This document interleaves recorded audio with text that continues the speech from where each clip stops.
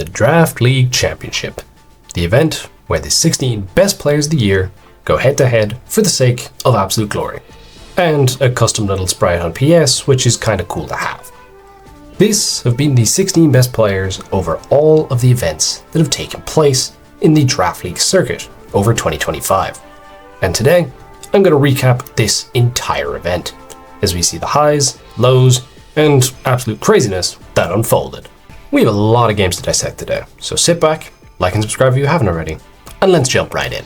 What if I told you 16 was actually 17 before this event began? Thankfully, this isn't the worst case where ties have happened. We had a 3-way tie a couple of years ago. That was not fun to sort through. This was a bit easier. Mata faced Avocado for the last spot in the circuit, with them using random DCL drafts that they got to pick themselves. Yeah, sure, that works. Yeah, let's go with that. And they faced off, and Mata ultimately dominated most of the time, using his fat pivoty style to whittle Avocado's team down to the point of victory. Avocado did get close, and Nice Spot Darkrai nearly did it, but Mata in the end came out victorious. I've talked about the drafts briefly in this video, so I'm not really going to talk about them. The simple way to summarize it, the drafts were pretty cool. People tried a bunch of things. And then there was Keldeo Tingloo Masquerada. Yeah, no, I'm still sick of that, but, you know, nothing you can do. Some people have to be boring, unfortunately. But the event should be a lot of fun. A lot of interesting drafts, a lot of new things being tried, and it'll be interesting to see how everything unfolded. Let's check out some battles, shall we? Our first game here is the 14th seed Void of Darkness taking on the 4th seed Stefan. Void had a pretty good year, with his main performances coming in Aurus and Autumn Seasonal, whereas Stefan is the only player on this list who took part in every single circuit event. And this game was a little bit of a blowout. Game 1 went quite well in Void's favour due to some early game pressure from Lifeorb Garchomp as well as a Calm Mind Terapagos. As Stefan had no answers, was forced to sack his Iron Treads, meaning the spike stayed up, and even despite tearing his Toxapex into a Fairy type, took way too much damage. And then, from there, Stefan tried to get back into it with some offensive pressure of his own, but Void had everything he needed. A Mirror Herb Tinkaton, stopping Calm Mind Screamtail, and Blaziken not quite strong enough to get through Zapdos. In the end, it was an easy cleanup job for Choice Scarf Hoopa after some pivoting around. You notice Hoopa's on the thumbnail. It's not going to be the last time we talk about this Hoopa Unbound. Game 2 was quite similar, although this time Void was using Screen's offense, and we nearly saw one of the coolest sweeps of the year with a Colossal, with Meteor Beam just about missing out in the KO on Deoxys. This gave Thundurus the opportunity to wreak havoc, and that it did, killing basically 2.5 Mons, and despite Stefan's best attempts to get back in it with King Gambit, he got outplayed by a bulk up Annihilate while timing the Rage Fist on the turn that Stefan didn't go for Sucker Punch. A nice, comfortable 2-0 win for Void as he moves on to quarterfinals. Next up, we have PTK, the winner of the Autumn Seasonal, taking on Boas, who it isn't his first rodeo as he made circuit last year. This was an interesting series, which had many highs and lows for both of them. Game 1, Boas looked in control for the most part, as Terapagos getting Terra Shell on multiple occasions due to Healing Wish Mesprit, combined with Spike's pressure, meant that he looked a bit in control, despite Volcanion putting in a generational performance, getting off burns and crucial roars at the right times. Then, Terra Rhyperior came in, raw polished Life Orb, knocking out Rillaboom, and all of a sudden looked primed to win. But Zapdos Plot Armor had other ideas, as a crit Hurricane knocked it out clean before it could get the raw polish or the crucial kill, and with Roaring Moon not having coverage for the Terra Fairy Raging Bolt, PTK was able to take it home. Zapdos Plot Armor continued in Game 2, as he successfully hit a Hurricane in the sun, which confused a Hydrapple and it fully hit itself, and then critted later. Despite all this, the Hydrapple still got 2 kills on Boas' side, showing how good that mon is. But overall, Zapdos just put in too much work, getting the crucial hits off, killing Thundurus, killing Jirachi, as well as massively weakening Great Tusk, and despite the fact that it looks as though Cloyster might be able to pull it around after Scarf Masquerada couldn't get the job done, a well-timed Terra Steel Hatterene stopped that in its tracks, and PTK was able to etch out a close one, securing the 2-0 series win and progressing to the quarterfinals. An unlucky series for Boas, but I'm sure he'll be back next year. Next series up, we have 2nd seed Agency, who it's safe to say has had one hell of a year. he takes on 15 seed 64 Squares, who also, pretty good year. Maybe not as good in the T-Tour front, we won't talk about that. But this was probably the most intriguing and tactical set that took place. Also the longest games. Game 1 was very much a case of a hazard war, and they both very much focused on getting up spikes, whether that be with 64 Squares' Tinglu or with Agency's Ogerpon. Iron Shreds seemed to be the better spinner in this matchup, as it was able to get through Rotom with constant knockoffs, as well as get the crucial rapid spin off to get rid of the hazard pressure. Blastoise was not able to do so, as Agency got his Keldeo in versus the Tinglu, got a Calm Mind up, and steamrolled from there, picking up a very nice win, with Terra Water Keldeo winning the mirror against 64 Squares' Choice Specs, Terra Water Keldeo, and cleaning up house. Pretty easy game for him. There was a lot of similarities going on in Game 2. You just replaced 64 Squares' Tinglu from Game 1 with a Gliscor, but both were trying to hazard stack, and both were trying to prevent the spins from taking place. 64 Squares was always ever so slightly ahead in this game, as Assault Vested Torn T managed to keep Raging Bolt in check, and a crucial trade of health for the Gliscor versus Agency's Iron Shreds proved decisive, ensuring that a spin wouldn't take place. 64 Squares didn't get the spin either, but Cyclizar did get through Skeledirge due to two pretty fortunate knockoff crits. Agency did try to get it back into the game, but it was 64 Squares' Pecharunt that proved the decisive factor, getting crucial outspeeds and kills and Malignant Chain Poisons at the right time, and Agency, despite getting close with a Choice Band Weavile, Rocky Helmet Tinkaton cleaned it up with sheer recoil damage on Triple Axle, and we're going to Game 3. The Spikes narrative didn't change in Game 3, but what did change was it was a lot more of a slower, methodical approach on both sides. This was a game that was very much about the little things that made a big difference, and 64 Squares looked in control initially, due to Corviknight getting the kill on Clefable, and the Spikes looking annoying to stop due to the presence of Annihilate. But Agency had a trick up his sleeve, and that was a very cleverly designed Pecharunt, as what that Pecharunt was able to do was to stop a +2 Annihilate in its tracks with Red Card, switching in on any move after Mandibuz's Defog, meaning that the hazard pressure was gone. This heavily suited Agency, as you combine that with the fact that Choice Scarf Metagross took 64 Squares by surprise on multiple occasions, getting crucial kills at key times such as Garchomp and Darkrai, and despite 64 Squares' best attempts to neutralize a situation where he was down 5-3, the opportunity for Agency to get hazards up again proved decisive, and in the end he couldn't do anything as he was just going to slowly lose and eventually decided to forfeit the game. This was a really good series to watch. Agency came out on top, but 64 Squares can most certainly hold his head up high.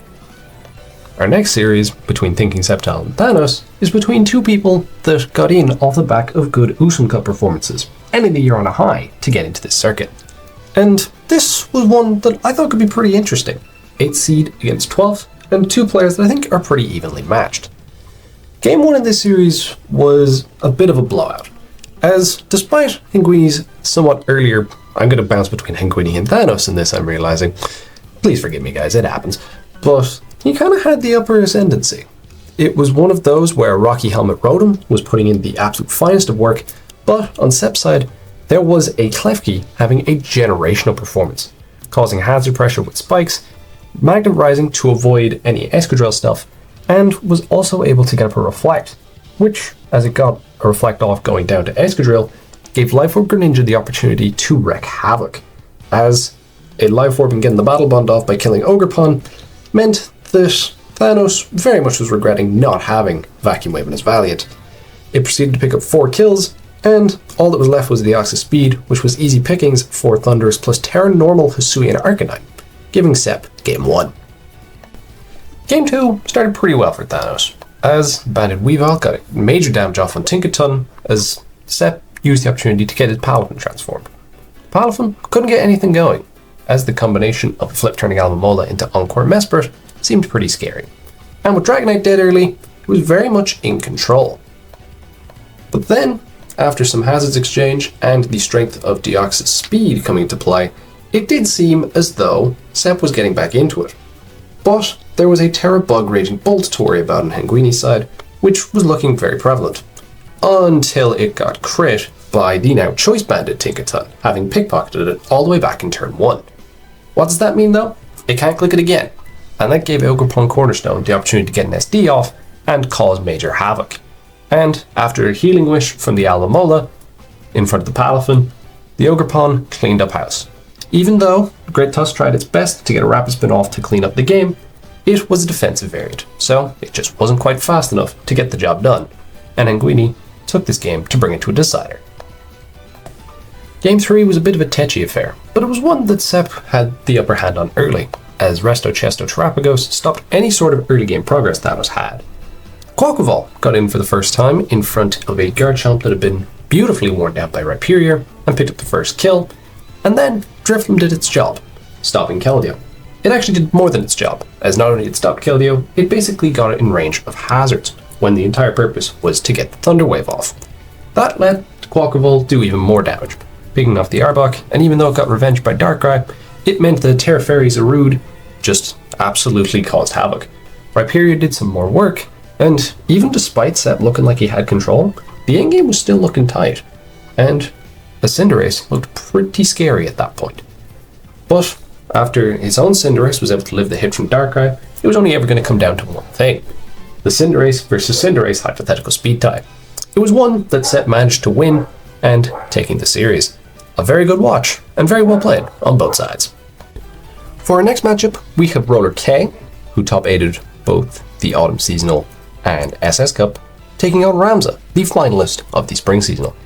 And Game 1 was an interesting affair. Ramza was in control until there was a crucial Draco Meteor miss from a Life Orb Garchomp, which meant that Landorus made more progress than expected. Ramza did have some offensive pressure from his double darks in Urshifu Single Strike and Darkrai, but Roller K was just about able to keep hold of them. The crucial turns being Palafin living the close combat from the Urshifu, and Darkrai trying to call the Terra Fairy from a Raging Bolt, clicking Sludge Bomb.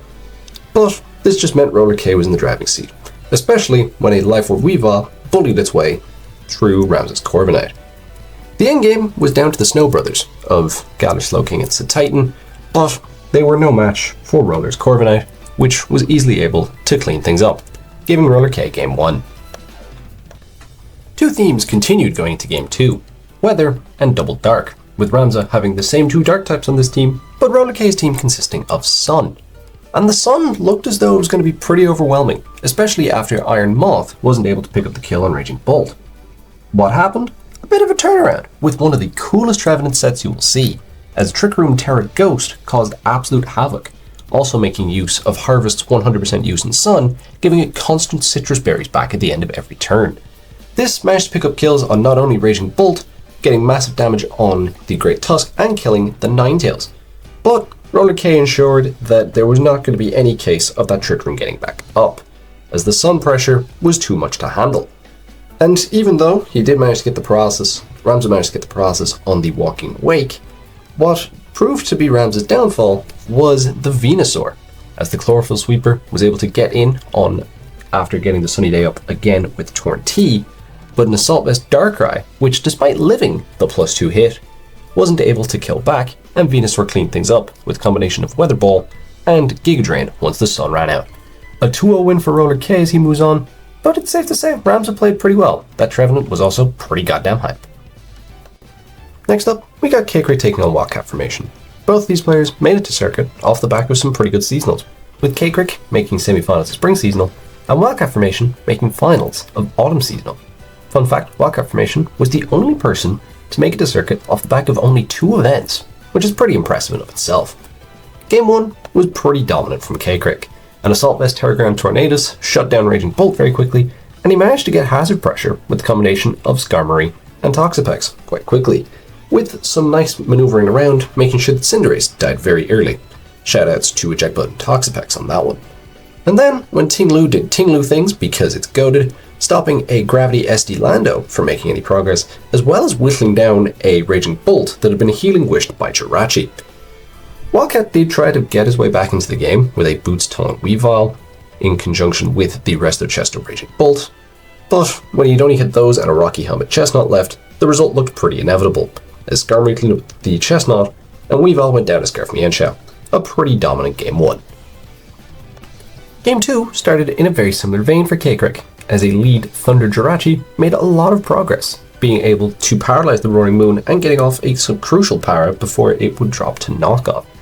Kekrik was in control, even though he did have some hazards on his side of the field, and when he managed to position his Terra Water Keldeo in front of Galar Slowking, which revealed to be Subcom Mind with enough Fizz Def to not have Psyshock break sub, it looked pretty over, especially since Zarude had already revealed to be a special Nasty Plot variant, to be able to get around some stuff, such as potentially Almamola, was a cool set to see. The issue that Kekrik had was, well, the Zarude crit through Keldeo.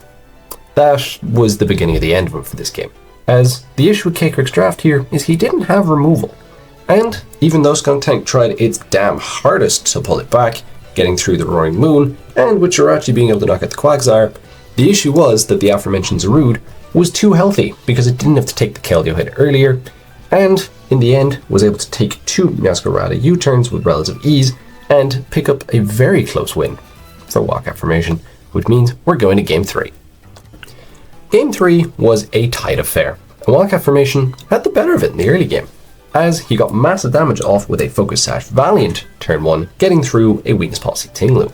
You combine that with the fact that Amoonguss was able to keep the Terra Dragon Hydrapple in check, stopping the nasty plots with Clear Smog, and you combine that with a nice eject pack use to get Zapdos into good positions, and it looked like Walk Affirmation was about to pull off the upset, especially when Valiant got off its Destiny Bond in front of the Hydrapple. Kekrik had a bit of an ace in the hole though, as his protective Pads Masquerada was looking like it was going to put in the finest of work, especially once it was able to reveal Charm as its secret tech to get around King Gambit. The issue was going to be triple Axle hits, and this move was never reliable.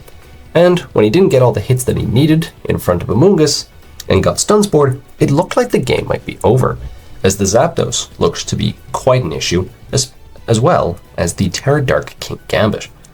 Kekrik recognized his win path though, and that was to ensure that he did not kill the Amoonguss with Masquerada, and that let Monkey Dory in, and this monkey saved Kekrik, as he was able to get a sub on the Amoonguss that was walled, and then was able to take out the Greninja with 2 Sludge Waves as it switched in to break the sub, and then got around King Gambit with a fortunate enough crit, but he missed the first time, so it's valid.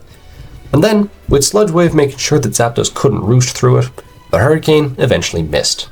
But at that point, the game looked to be done, and with one final sub to get rid of any sort of Amoonguss stuff, Monkey Dory clutched it up for Kekrik as he took Game 3. This Monkey Dory, as I mentioned with the Hoop Unbound, a little bit of a hero, so this won't be the last time that this thing gets mentioned. So only a couple more left this round, I promise, we're almost done with the introductions, but heading into our 7th game, we have Mainu, or Ultra X Violet according to Smogon, taking on King Choco.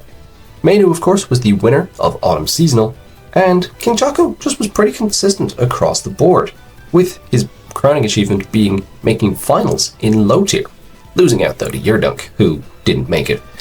But this was an interesting series on paper, especially with Mainu having the confidence of having just one seasonal, so you would think his SV would be pretty up there. Game 1, King Choco was in control for most of the game.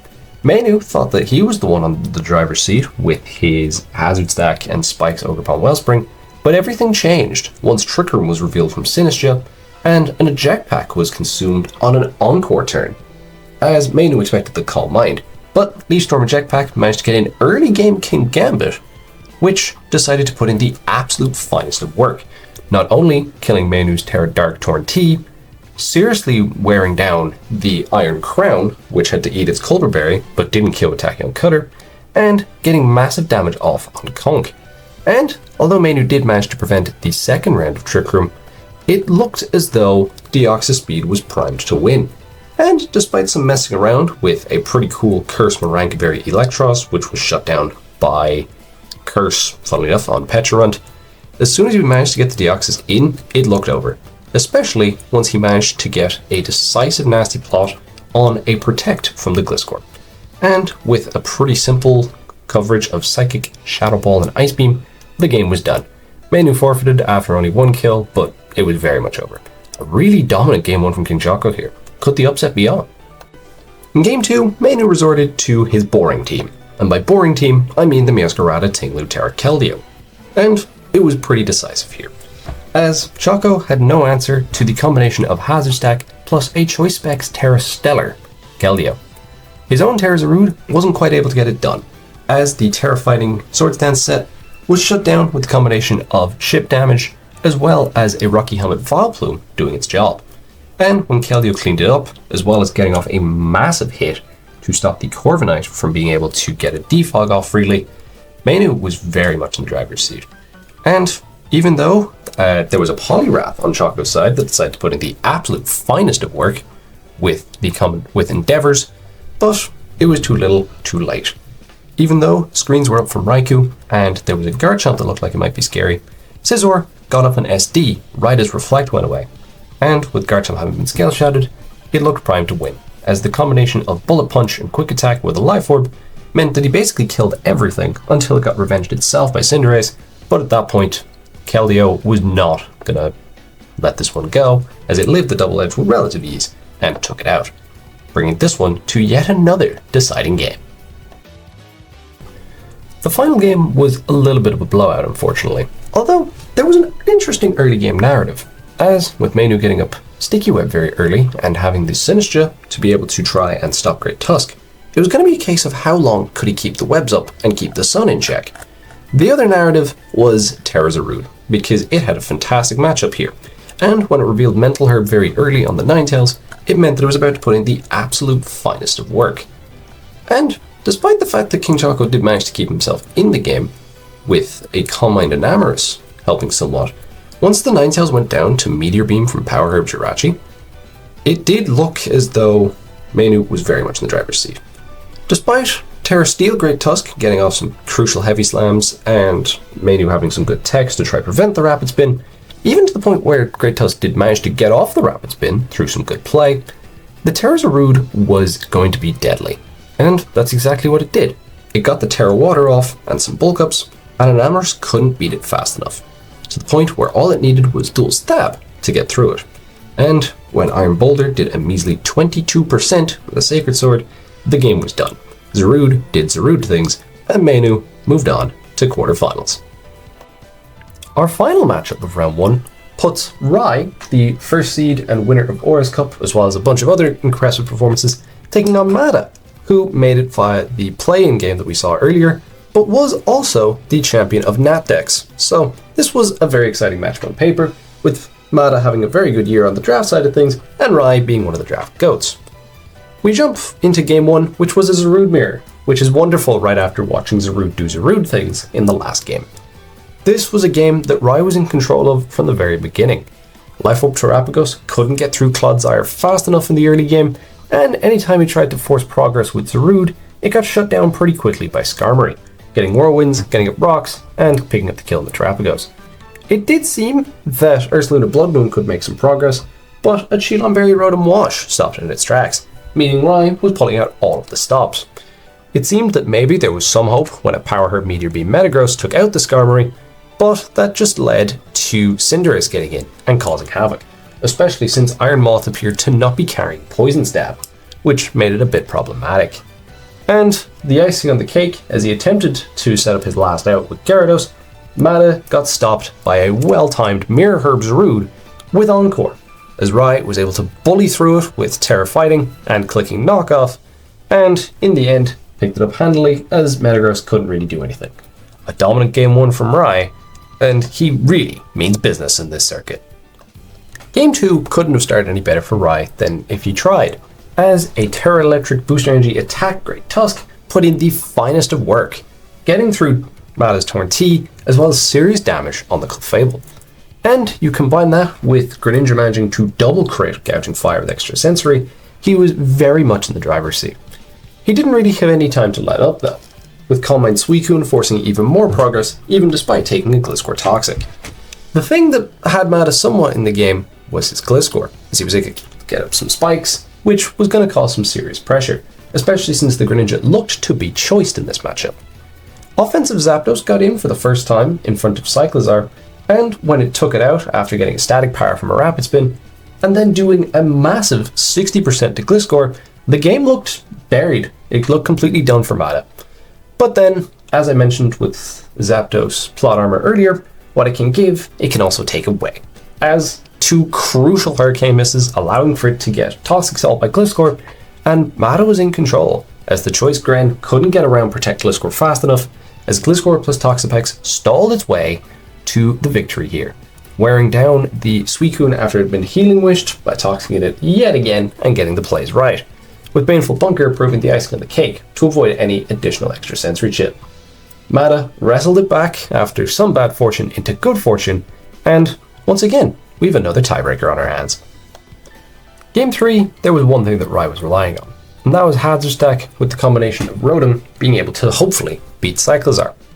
And he did just that. He managed to get Spikes up with his Ogerpon Hearthflame, Rocks up with a Tinglu that was putting on a lot of offensive pressure, and it seemed that Mata might have been in a little bit of trouble. But there was one issue, and that was that Cyclizar did manage to get through the Rotom, through just well-timed knockoffs, and then a Draco Meteor to pick it off. That gave Rai the opportunity to go into his Terraflying, looked to be choice specs, Torn T, with Bleakwind Storm looking incredibly free across the team as he had no resist, and the Slowking, which would be his best bet of resist, was at 17%. It didn't manage to quite pick up the kill on the Cyclizar, meaning the Rapid Spin got off, but you combine that with the Cyclizar U-turning out and 2 Bleakwind Storm misses later, and Rai's PTSD kicked in. The game looked done once the Torn T went down, so Rai decided not to waste anyone's time and just forfeited, giving Mata the series win. It was definitely one of the most interesting series of this round 1 matchup, as it seemed as though Rai was in comfort zone. But when flying moves can give, flying moves can also take away. And when you miss 4 of them, it's going to be very difficult to win a series. Congrats to Mata, you're in a quarterfinals. 8 series down, 7 series to go. And that was a little bit of a speed run, because I don't want to be here all day, and I don't think you do either. So I'm going to put some more care as we go into these next few rounds. But this was a quick transition, and on to top 8. Game 1 couldn't have started any better for PTK if he tried, but it definitely was helped by a Meteor Beam miss from the Terapagos on an incoming Walking Wake. But by the time that his first lot of Sun was finished, he had Alamola dead, Terapagos on 9%, just due to the pressure of Walking Wake and Scovillain picking up the job on Alamola. Honestly, PTK looked very much in control. All he had to do was get Sun back up, and Torkoal didn't seem that hard to get in.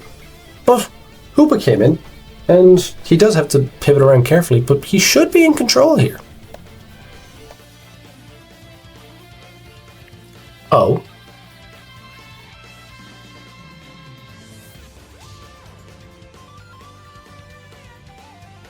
Oh. Oh, this just kills everything. Until Trick Room goes up. This is a problem. There's 2.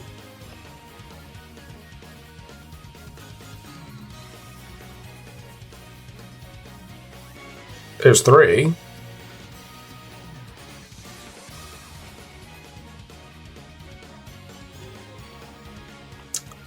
And there's a 4th. Okay, but at least Masquerada Revenge and Scovillain might be able to do something. Ooh.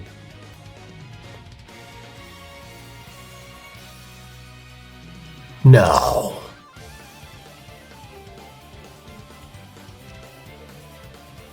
He's goated.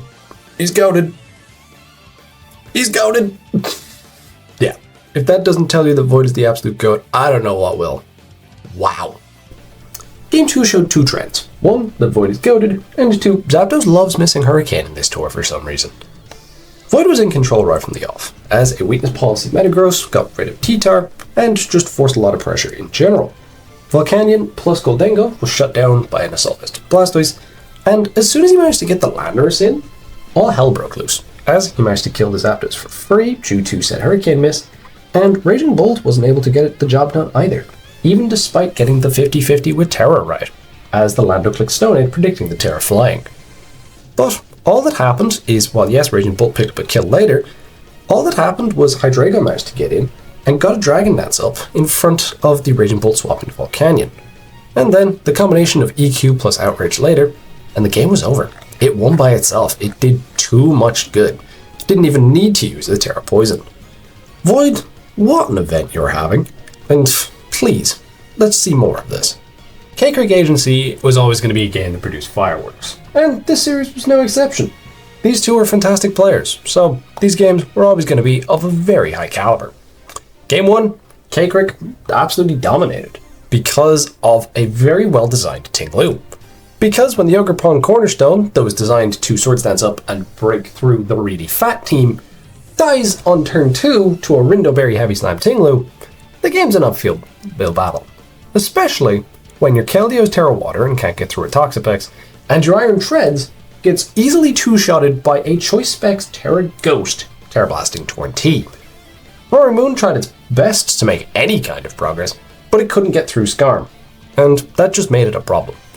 Agency attempted to somewhat stabilize using what he had left in Petrant, Yuxi, and the aforementioned Keldeo, but Toxapex just kind of sat there, and it wasn't getting moved anytime soon. You combine that with Payback Ting Lu to chip down the Yuxi, and the game was pretty much over, once Torn managed to get in and click the Terra Blast button, killing the Petrant. An incredibly dominant Game 1 from K-Creek. This quadruple regen team seems to be pretty goddamn annoying, and pretty goddamn successful. As I alluded to in the beginning, K-Creek didn't draft his own teams. Instead, it was Zing that did the honors, while K-Creek went away. The issue, while yes, his other two teams were pretty good, this Masquerade and Terra Keldeo team that he put together, why is it no removal? And once again, that came to K-Creek's downfall as we look into Game 2.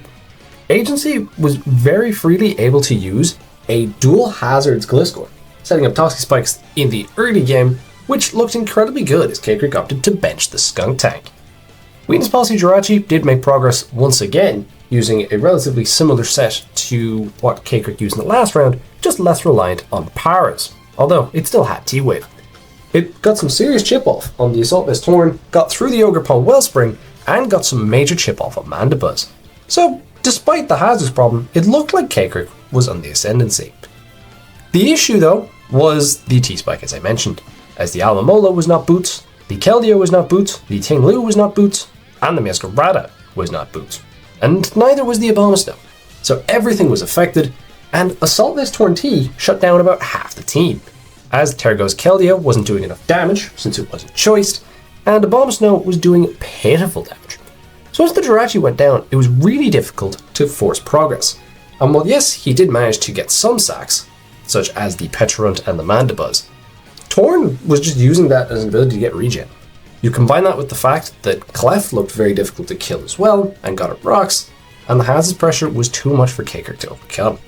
Agency was in control because he could switch relatively freely, whereas K-Creek could not.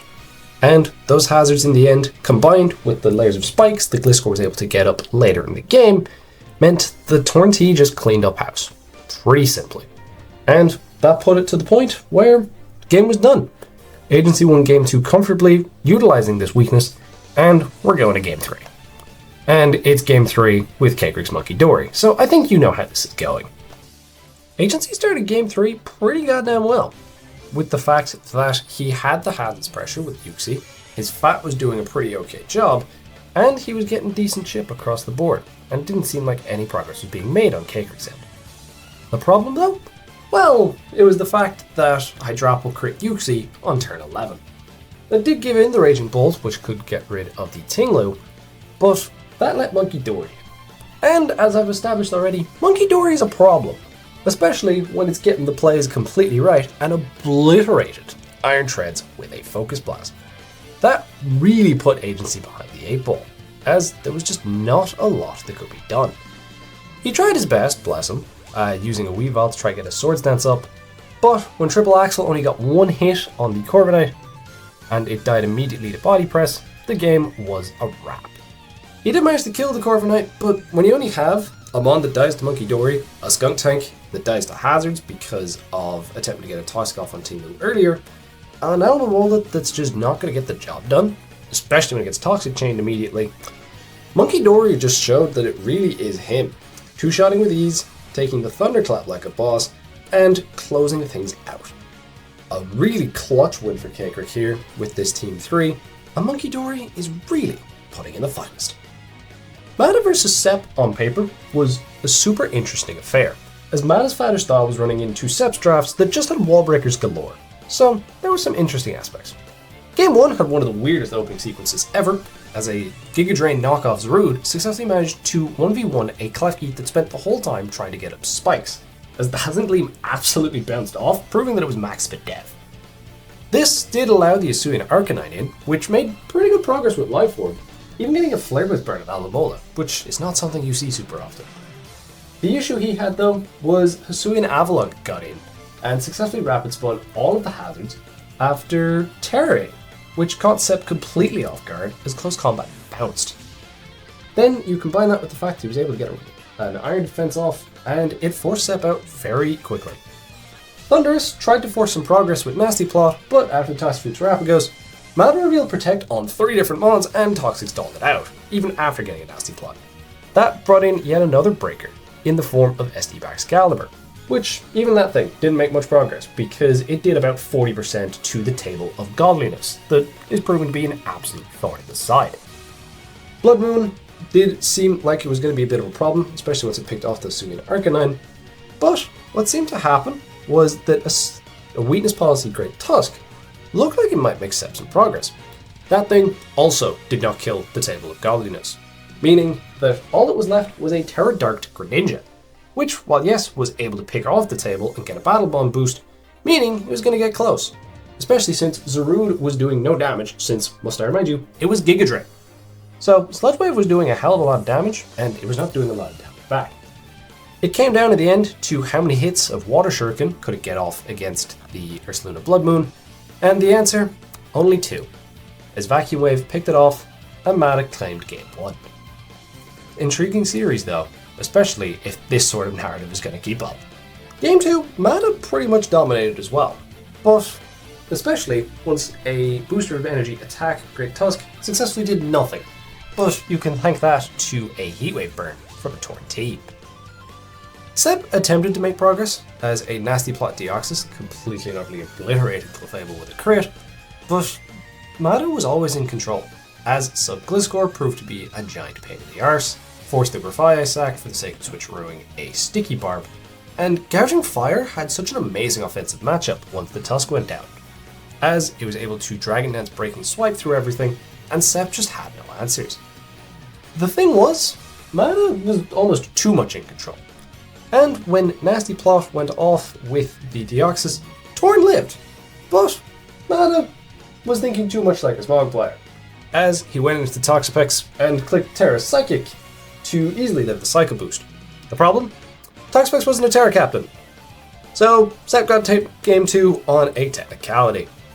Bit of a bummer on your Mada's end, especially since it looked like Torn was just going to be able to claim it up easily enough, and given how dominant Game 2 was, but it gives us another decider, I guess, so that's exciting. Game 3, the longest game in the entire tournament, which was a bit of a pity, especially as 1, the game was technically not needed, as Mada overcomplicated what would have been a needed 2-0, and 2, the result was obvious from very early on. Sep attempted to make progress on multiple occasions. The combination of an Agility Metagross that looked very likely to be Weakness Policy, there was an SD Quaquaval, there was a Calm Mind Terrapagos, there was a Taunt Bulk Up Terra Poison Zarude.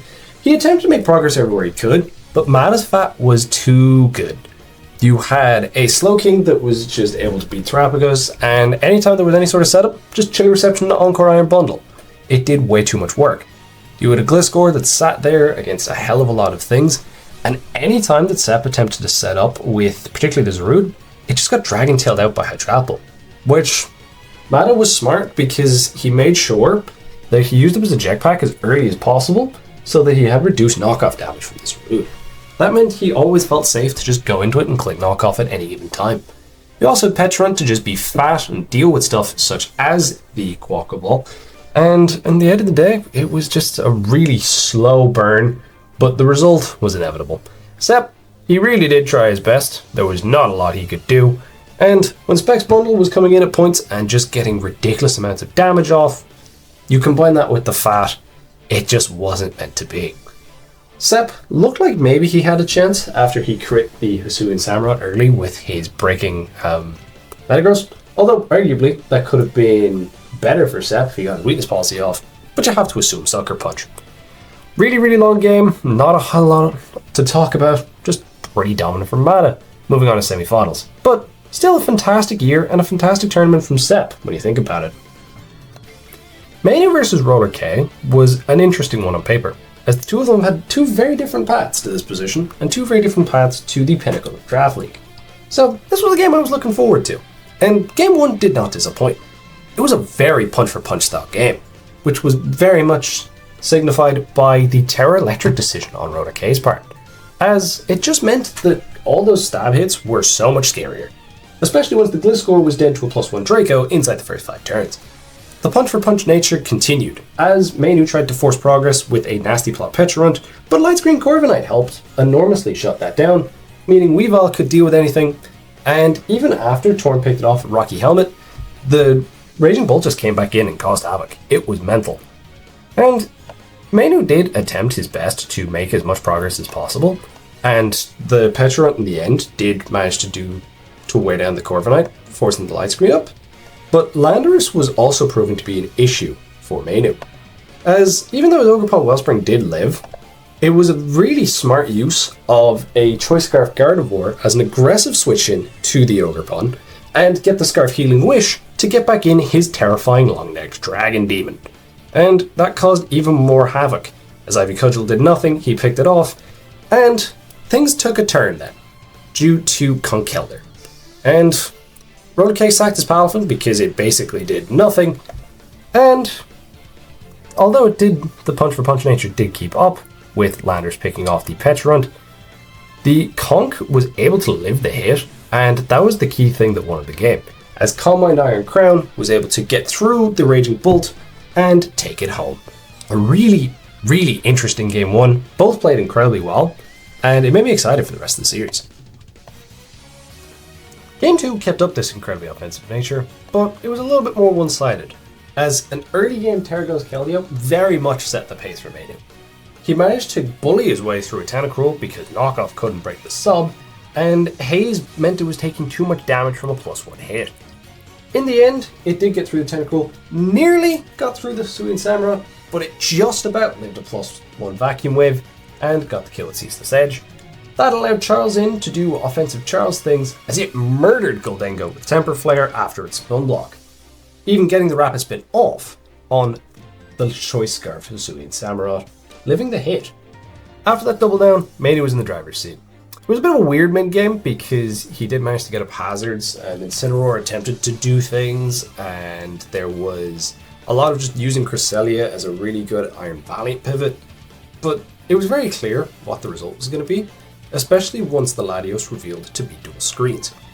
And in the end, Manu just kept the offensive pressure up, using Yaskarada really well to break through everything, and after a Lunar Dance that was needed in the back just in case, a lot of clicks of Play Rough, including a Play Rough miss, which did unfortunately cost Manu an easier win, and it was easy, even having Scizor in the back to clean things up where Yaskarada couldn't.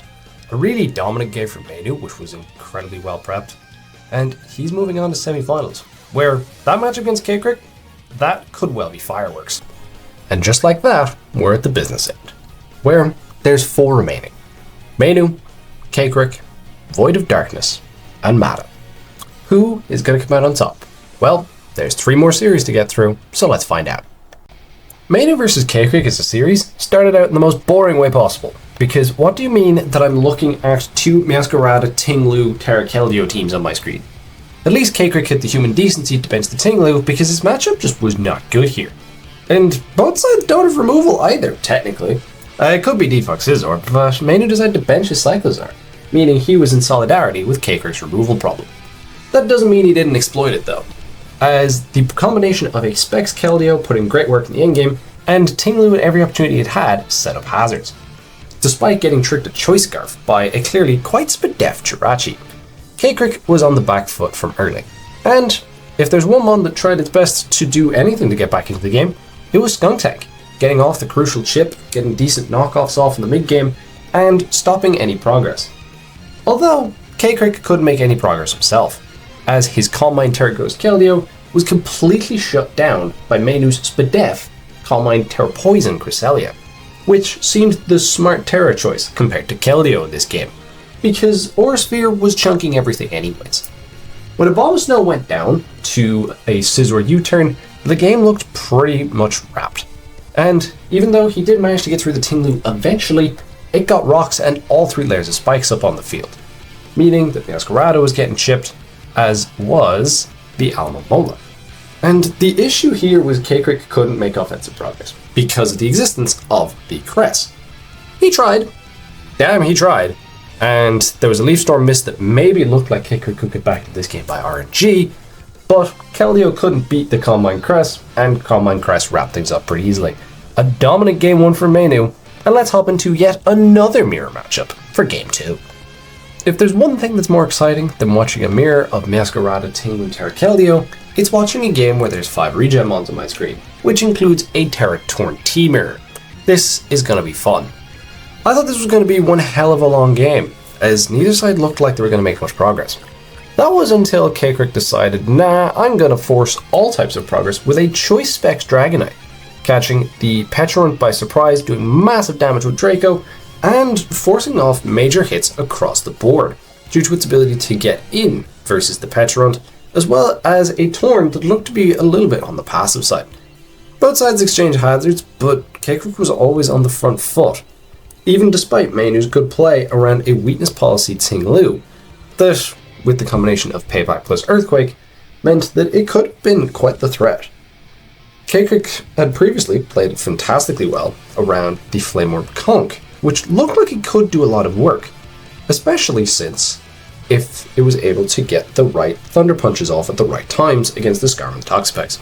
That didn't come to fruition. Kekrik played around it very well, and both sides were playing well, but it was Kekrik in the ascendancy, and that was perfectly summarized by the Terra Captain decisions, as Kekrik opted for Terra Ground on his Torn T, whereas Menu opted for Terra Electric, meaning the super effective Terra Blast was always a threat, especially once Nasty Plot was revealed. And although Menu did manage to get the hazards off on his side of the field, he lost the Cyclizar for it to a crit Brave Bird, and from there the game looked done. Even though there was a Choice Scarp Iron Crown that maybe could have made some progress, it just couldn't because the switch-ins were too good, and Spadef's Scarm was too goddamn annoying in this game to get anywhere. Kekrik taking this one home in a relatively comfortable fashion at the end, and once again, we're going to a game 3 with Monkey Dory, so I think you know where this is going. In all honesty, the Monkey Dory didn't exactly do a huge amount in game 3, it more so became the Bandit Meowscarada show.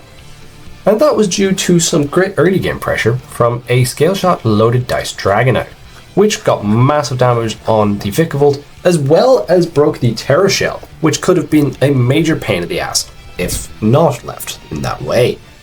Bandit Meowscarada got in for the first time in front of said Terrapagos, and when it was two-shotting Toxapex would knock off, and it just looked like it was going to be a long day, especially when Monkey Dory is a really good aggressive switch-in to Toxapex.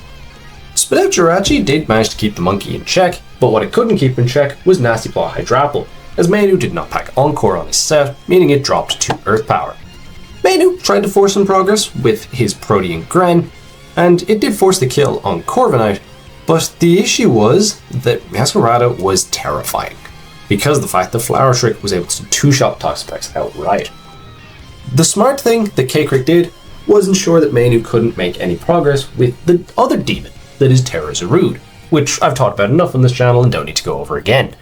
As its Sludge Wave didn't two-shot, did get a good Toxic Chain though, and even though the knockoff did kill through a Colbur Berry, which was a bit of a sad day for us Monkey Dory lovers, Meowscarada just came in and cleaned up the game with knockoff to take care of the Zarude, and then an easy enough Flower Trick endgame after sacking his Tinglu. Kekrik with a dominant Game 3 display here, and he's in finals, which, despite having an 0-3 team, because the other ones are 3-0, which is kind of hilarious. The other side of the semi-finals bracket looked pretty interesting, and that's because Void had probably had the most innovative prep in this entire event. And if there's one thing that does force ingenuity, it is dealing with a bunch of stall pieces of shit. And that's exactly what was in front of him with Mata. Void had some cool techs here, and managed to scout around some stuff pretty effectively. Taught Lando to stop any Gliscor bullshit, and Life Orb Lando was causing a lot of progress. He didn't quite manage to get his trick off with Metagross, I don't know what the item was, but when he got Blastoise into the right position in front of a Dugtrio and a good double, he managed to click Shell Smash and then just clicked buttons the whole time, because he could. As EQ chunked the Toxapex, Wave Crash was always going to be able to chug down the Skeledirge, and when Lum Berry was revealed, all he had to do was keep clicking Wave Crash, as it was doing enough damage to Clef, and it was going to murder it once it managed to get into Torrent. And that's exactly what it did. Eventually, it died to its own recoil, but that allowed Hydreigon in. And that just meant it was not going to be a good time, as the Hydreigon turned out to be Taunt, Dragon Dance, Terra Ground, and the combination of EQ plus Ice Fang covered absolutely everything Mata had, and since the Clef was now dead, the game was over. Mata forfeited because there was nothing he could do, and it was a very clean performance from Void here. The ingenuity of Void's offensive sets kept going in Game 2, as he had one goal in mind. That was ensuring that Gliscor didn't do any Gliscor bullshit like it'd been doing for the last 2 rounds, as a Taunt Rocky Helmet Roaring Moon that looked to be insanely fat shut that thing down pretty easily. The game definitely took a bit of a turn, wasn't quite as dominant in the early game, when the Pheasant Dippity did a huge chunk to Gliscor and took an EQ fairly easily, also getting the switch right and getting the roost off, meaning it made 0 progress. The issue came in the form of Cyclizar not picking up the kill on Iron Treads with Overheat, and from there Mata lost one of his best speedy options because it didn't look like the best bundle matchup on paper, although its Ice Beam looked fairly okay across the board. The problem came later, as Thundurus got in front of Skarmory, and that was all Void needed, as he managed to get up a Nasty Plot and an Agility, only taking a Malignant Chain for his troubles, not getting poisoned. I don't know if it was Cover Cloak or not, I'd have to ask him, but all that was left was to click Terrafly and Terra Blast, and that just did so much damage. He did get Whirlwinded out in the end, but it was straight into Iron Treads, meaning the Thundy could come back out and click even more buttons. Yes, Bundle was forcing more kills, but it was still on a punch for punch stage because Annihilate got a kill every single time it came in. And when Thundy got back in one more time on a Gliscor Protect, the game was done, as Terra Blast Flying did too much damage, and Void took it home. A really nice 2-0 win, and Void fully deserves to be in finals. And a finals between Void and K-Crick? Yeah, it's gonna be fireworks. And here we are, folks, the final game of the Draft League Circuit 2025. Void of Darkness taking on K-Crick to see who will win it all and be crowned the champion and get the cute little sprite thingy. This was the game I think everyone wanted. Void has been in spectacular form to end the year, and we all know K-Crick's capabilities. We know how good he is. So, let the showdown commence. Game 1 is an interesting affair as we see K-Crick's hazard removal-less team against the team with Terra Hydreigon that we haven't actually seen a ton of from Void. It's only been seen a couple of times due to the fact that he's been dominating most of his series. So it'll be an interesting affair to see how this one pans out.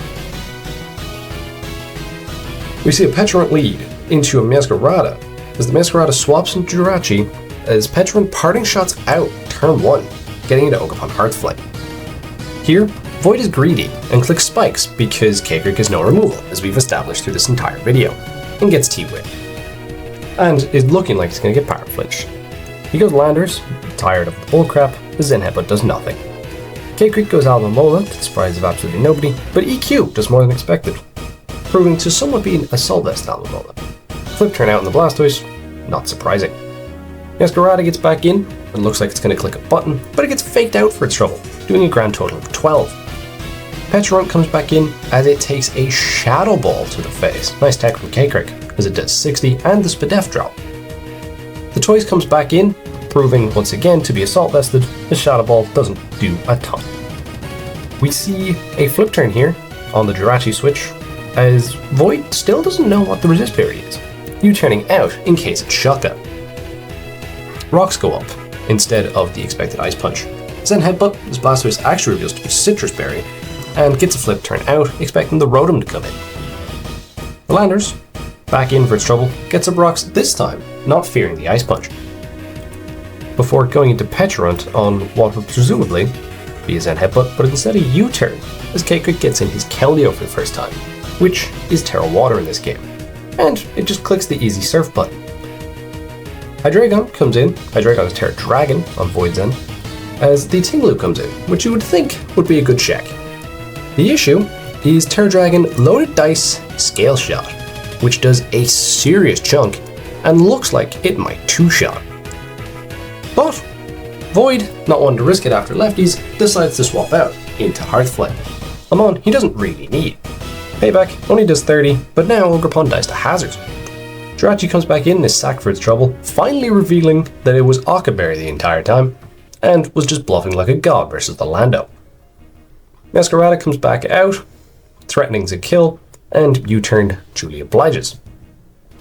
Which brings him into the Rotom for the first time.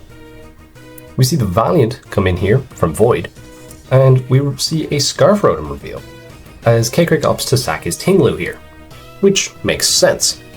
He sacks the Moonblast, because there was no way Valiant was going to be Scarf or Booster, since Vacuum Wave picked off his fastest way of revenging this thing.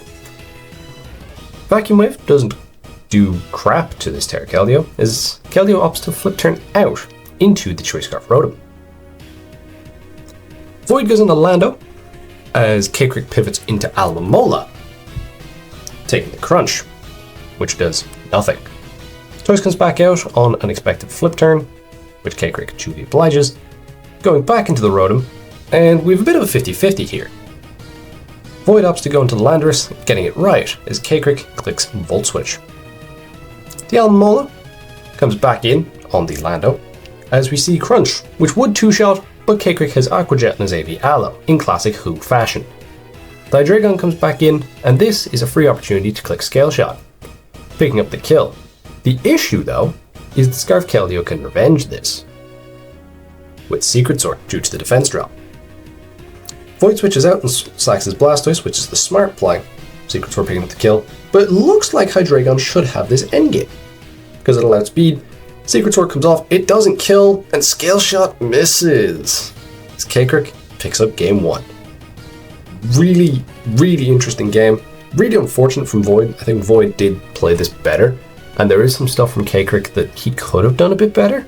Like, I'm wondering, could he have not just clicked Shadow Ball at that point? But at the same time, what we don't know is, did K-Crick have Vacuum Wave, which would have been the difference maker in this case.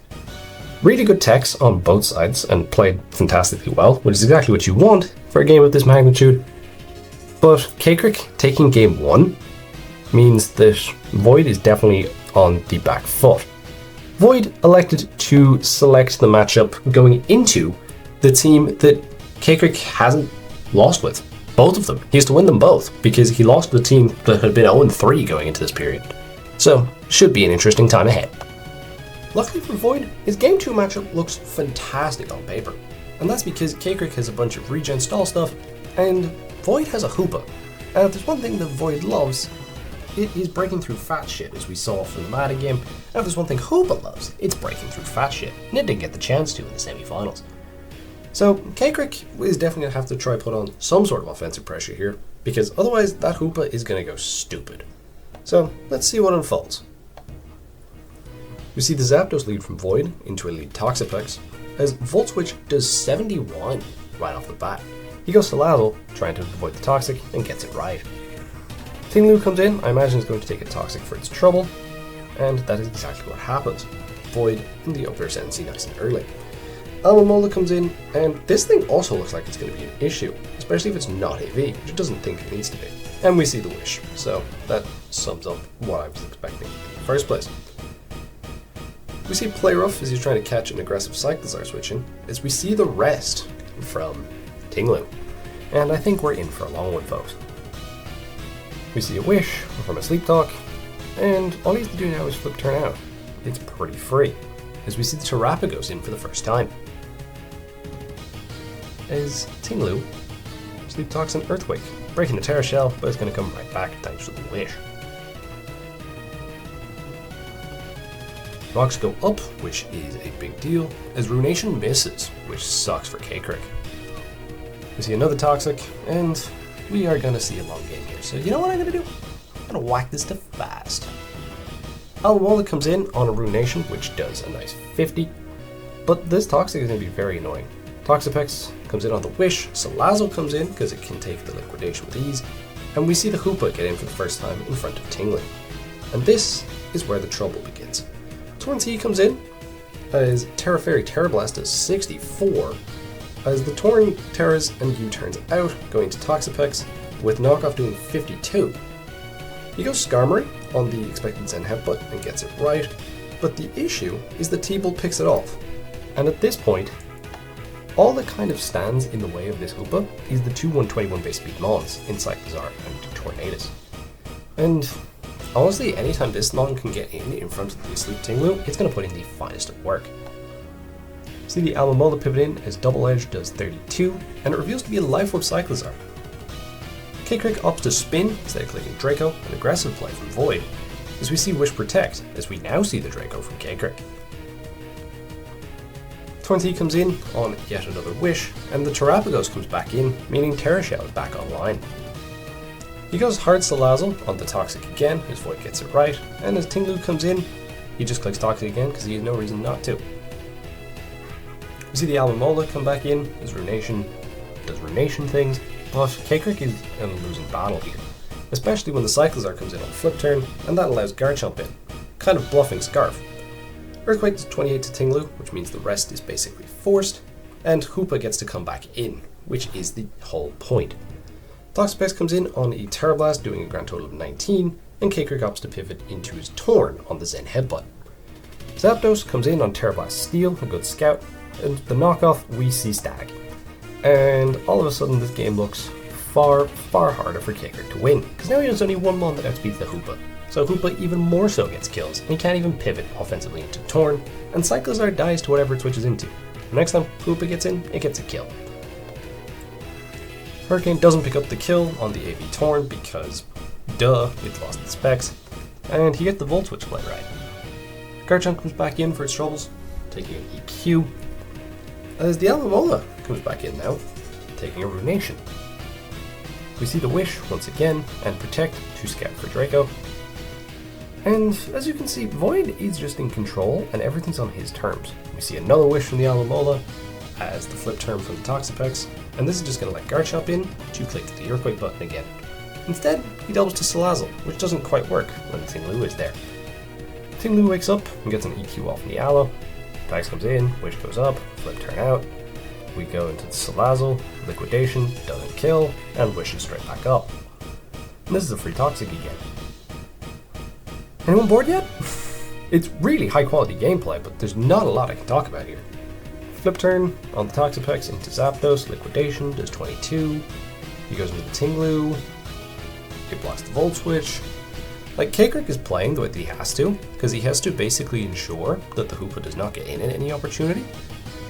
And he pivots into Toxapex here, we see the flip turn, and we see the Garchomp come out again. Garchomp clicks the safe EQ.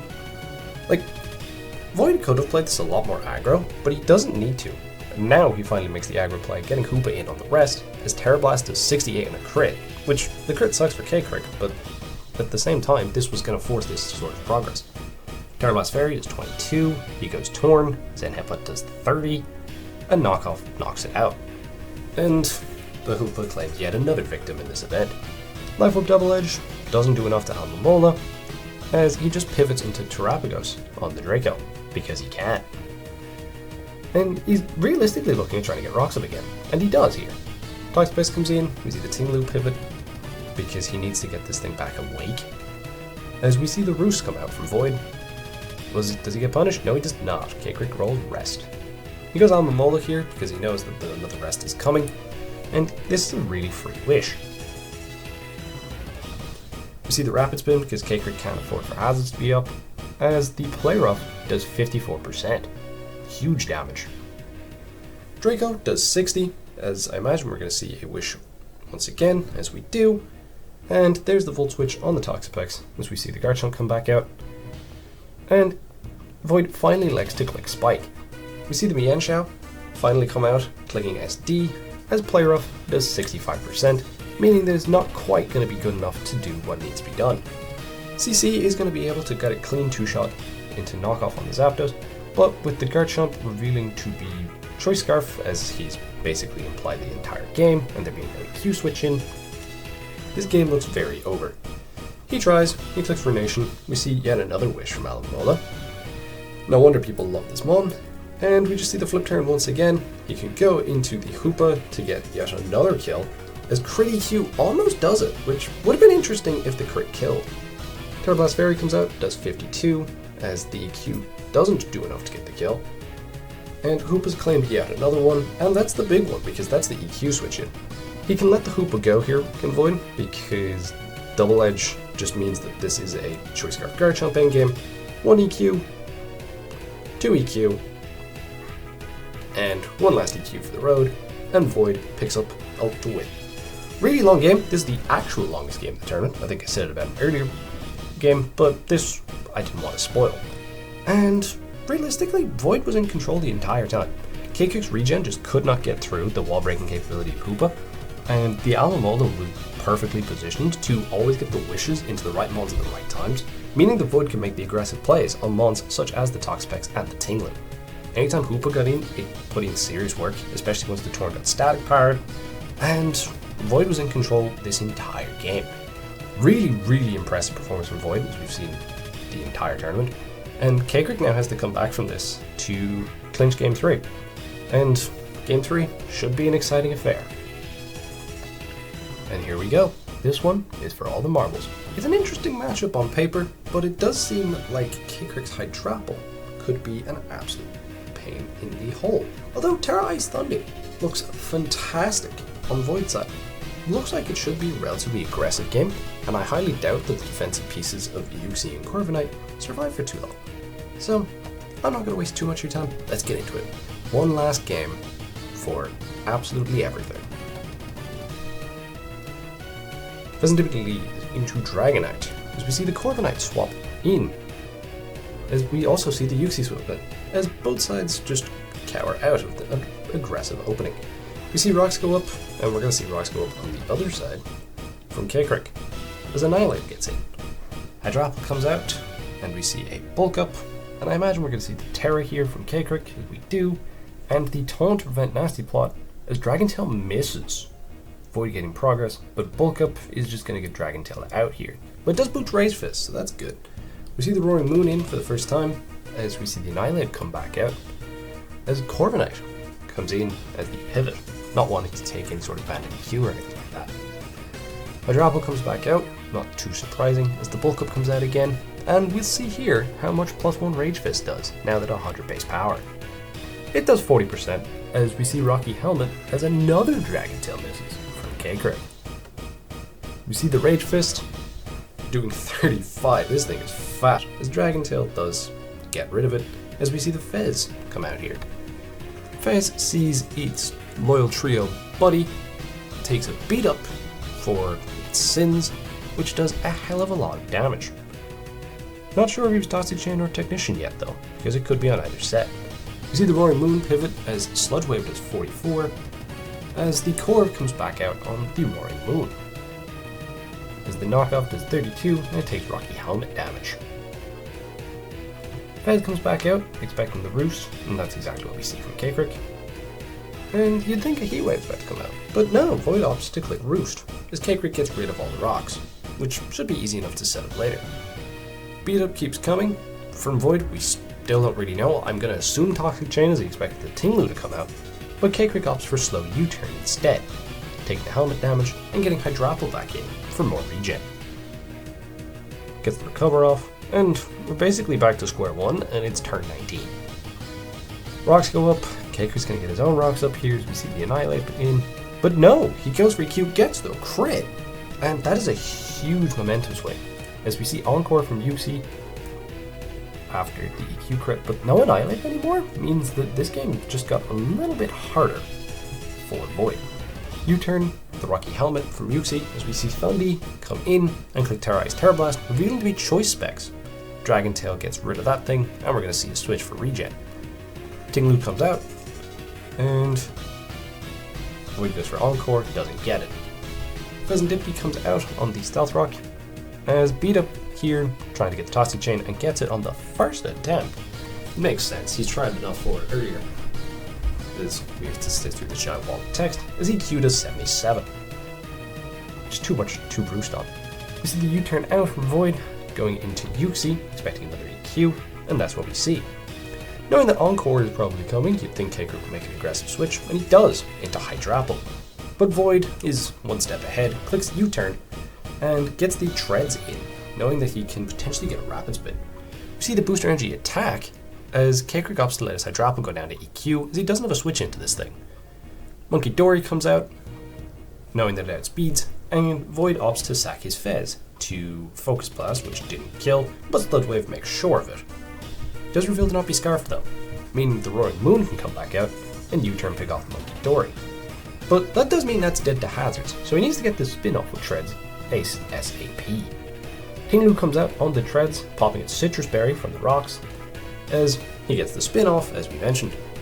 His payback does 46, as he expects the Yuxi to come in this time.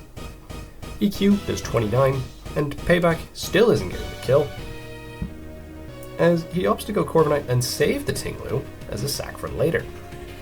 EQ comes out again, Corvik's immune obviously. Wild Charge does not do enough to pick up the kill. This is why you run Slam, Supercell Slam folks, but it's a terrible move, so I understand. Corvik gets the Roost off, Thundy comes in, Terra's Terra Blast, but no, he opts the Volt Switch. Ooh, Void. As we see the Roaring Moon come out on the expected Stealth Rock, and that seemed like a huge play that Void might not have gotten correct. We see the Thundy come out in front of the Corviknight as U-turn does 21, and the Miasco gets to come out here for the first time. And we see the Roaring Moon sack on the knockoff. Yuxi comes out, popping a Citrus Berry. Is it going to be enough to live? Kaker doesn't risk it because he doesn't want it to get T-waved. But Void clicks U-turn. He knows his way back into this game. He goes into Thundy. He clicks Terra Blast. Does 39. Miasco comes back in. It is faster. It clicks knockoff, and it is going to clean up his game. So it knocks off the choice backs, and just like that, Kaker takes it in a slog of a game 3, taking it, cleaning it up with one of his two Miasco, meaning that the Monkey Dory stays undefeated, and Kaker is your Circuit 2025 champion. What a series of games. This game, like I said, was most certainly a slog. It was a lot of close damage rolls. Kaker very much went the opposite way as I was expecting, as the bulk came through. As it was the first time all event where Void's offense just wasn't cutting it, because all that was happening was that Hydrapple was getting recovers and Dragon Tails off, and Corviknight just dealt with all the stuff it needed to. Specs Thundy was the only way that he was making progress, and that Voltage play, instead of the Terra Blast Ice, cost him so much progress as well as rocks, and that just made it pretty much impossible for it to be clawed back. We don't know what the Dragonite was. Knowing Kaker, it was probably something heinous, because he does love some very wacky Dragonites. But even if it was something as simple as extreme speed in the back, it probably had the game anyways. But it would have been a lot more interesting had he clicked Terra Blast Ice instead of Volt Switch on the turn that the Tinglu came in as the sack, in quotations. Really, really interesting games here, and honestly, I think Kaker, on the balance of things, he deserved to win this game, but Void's the champion in our hearts. We won't forget that Scale Shot miss anytime soon, and it's just free ammunition to take the piss out of Kaker with, and that's always fun to have. And just like that, folks, that is everything you need to know about what happened during the Draft League circuit in 2025. Honestly, this was an interesting video to put together. Both really, really fun and also a giant pain in the ass, because it's the most editing I've ever had to put together for something. So it is a learning process, and hopefully you guys have enjoyed this sort of recap, and I hope to be doing more of it in the future. If you guys have been enjoying the content and enjoying this style of recap, please do let me know by leaving a like and subscribing to the channel and all the good YouTube stuff. Anyways, I hope you guys have all enjoyed that recap, and I'll see you again for whatever wackiness I have in store. Peace!